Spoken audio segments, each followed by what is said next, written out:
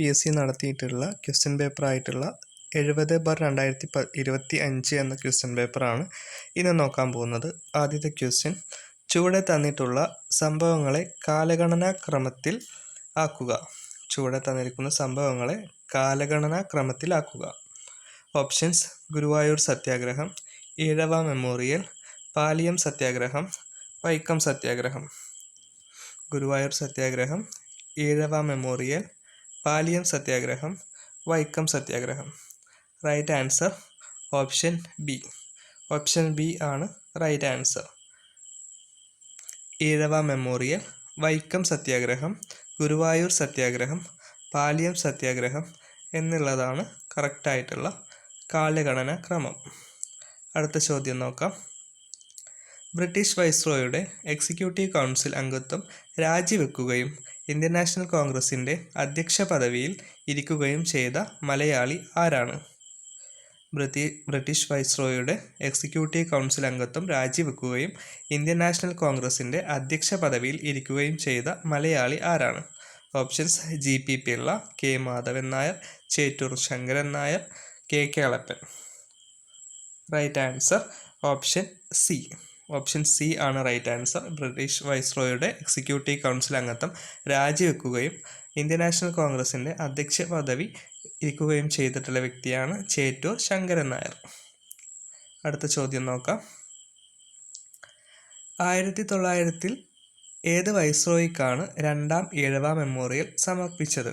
1900 ഏത് വൈസ്രോയിക്കാണ് രണ്ടാം ഈഴവ മെമ്മോറിയൽ സമർപ്പിച്ചത്? Options: Dufferin, Lord Curzon, Mountbatten, Mayo പ്രഭു. Right answer option B. Option B Lord Curzon ആണ് റൈറ്റ് ആൻസർ. 1900 ലോർഡ് കഴ്സൺ ആണ് രണ്ടാം ഈഴവ മെമ്മോറിയൽ സമർപ്പിച്ചത്. അടുത്ത ചോദ്യം നോക്കാം. താഴെ തന്നിരിക്കുന്നവയിൽ ശരിയായ ജോഡി കണ്ടെത്തുക. താഴെ തന്നിരിക്കുന്നവയിൽ ശരിയായ ജോഡി കണ്ടെത്തുക. Atmavidya Sangham, Vagbhatanandan, Vakkom Abdul Khader Moulavi, Swadeshabhimani, Kuriakose Elias Chavara, Atmanuthapam. Right answer option D. എല്ലാം ശരിയാണ്. എല്ലാ ഓപ്ഷൻസും ശരിയാണ്. അടുത്ത ചോദ്യം നോക്കാം. സമത്വ സമാജം എന്ന പരിഷ്കരണ പ്രസ്ഥാനം ആരംഭിച്ച സാമൂഹിക പരിഷ്കർത്താവ് ആരാണ്? സമത്വ സമാജം ആരംഭിച്ച സാമൂഹിക പരിഷ്കർത്താവ് ആരാണ് എന്നതാണ് ചോദ്യം. Options: Vaikunda Swamikal, Chattampi Swamikal, Vagbhatanandan, Ayyankali. Right answer option A. Samathwa Samajam സ്ഥാപിച്ചത് വൈകുണ്ഠസ്വാമികൾ ആണ്. അടുത്ത ചോദ്യം. 1916 പൂനെയിൽ ഇന്ത്യയിലെ ആദ്യത്തെ വനിതാ സർവകലാശാല സ്ഥാപിച്ചത് ആരാണ്? 1916 പൂനെയിൽ ഇന്ത്യയിലെ ആദ്യത്തെ വനിതാ സർവകലാശാല സ്ഥാപിച്ചത് ആരാണ്?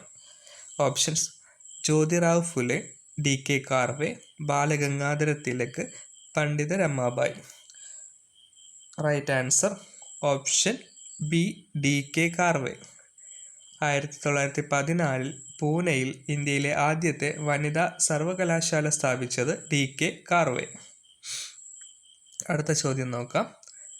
ഗാന്ധിജിയുടെ നേതൃത്വത്തിൽ നടന്ന നിസ്സഹകരണ സമരം നിർത്തിവെക്കാനുണ്ടായ കാരണം എന്താണ്? ഗാന്ധിജിയുടെ നേതൃത്വത്തിൽ നടന്ന നിസ്സഹകരണ സമരം നിർത്തിവെക്കാനുണ്ടായ കാരണം എന്താണ്? പൂനെ കരാർ, ചൗരി ചൗര സംഭവം, ഒന്നാം വട്ടമേശ സമ്മേളനം, രണ്ടാം വട്ടമേശ സമ്മേളനം. Right answer option B, Chauri Chaura സംഭവം. ചൗരി ചൗര സംഭവത്തോടനുബന്ധിച്ചാണ് നിസ്സഹകരണ സമരം ഗാന്ധിജി നിർത്തിവെച്ചത്. അടുത്ത ചോദ്യം നോക്കാം. സന്യാസി കലാപം നടന്നത് എവിടെയാണ്? സന്യാസി കലാപം നടന്നത് എവിടെയാണ്? ഓപ്ഷൻസ്: ബംഗാൾ, ബീഹാർ, പഞ്ചാബ്, മഹാരാഷ്ട്ര. സന്യാസി കലാപം നടന്നത് ഓപ്ഷൻ എ, ബംഗാൾ. ബംഗാളിൽ വെച്ചാണ് സന്യാസി കലാപം നടന്നത്. അടുത്ത ചോദ്യം നോക്കാം.